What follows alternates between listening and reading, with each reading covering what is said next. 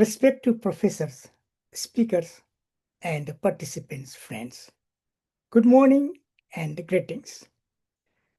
I would like to begin by acknowledging the 1850 Robinson-Huron Treaty and the traditional territories of the Attic-Maxing, Anishinaabe, and Wanapiti First Nations, where I live. I am grateful to the organizer for this opportunity to present my poster. Today, I am pleased to briefly explain how the Disability Health Equity Integration Framework (D-HEIF) serves as a transformative pathway for developing inclusive disability policies in the higher education systems.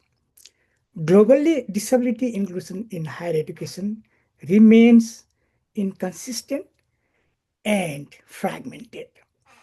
This paper introduces a Disability Health Equity Integration Framework (D-HEIF) as a conceptual and analytical tool or lens to evaluate critical deficiencies in structural, cultural, and policy determinants that impact the mental health of disabled students.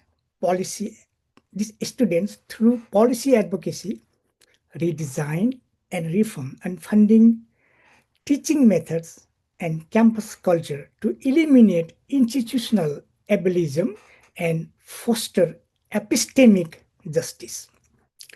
In terms of methods, this paper implies theoretical model building and validation as a theoretical architecture to validate theoretical models through systematic review, critical policy analysis, and the synthesis of 66 Canadian, US, and international peer-reviewed and gray literature sources from 1995 to 2025 and mapping macro, meso, micro gaps and pathways. As a result, based on 66 empirical evidence synthesis, this paper argues that micro-level health inequity is not only a consequence of poor policy, but rather a deliberate outcome of institutional mechanisms designed to maintain macro structural stability. Universities serve as filters for standardization, administrative burdens, and policy enforcement, which continue mental health inequities and institutional ableism. These factors contribute to ongoing systematic barriers that impact indigenous and marginalized students, populations in higher education, including insufficient mental health resources and a lack of culturally safe support services. In conclusion, the HEIF is grounded in WHO UNESCO frameworks and is supported by four key pillars: structural governance, cultural determinants, epistemic justice, and indigenous relationality.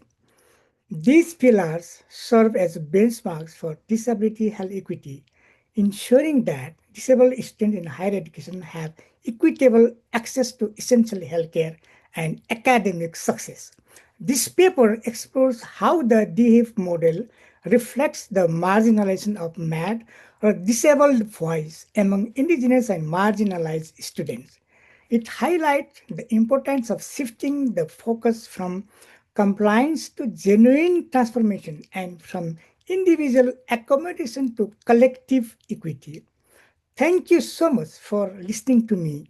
I welcome your questions, critiques, and insights by email homlal@yorku.ca. Thank you so much.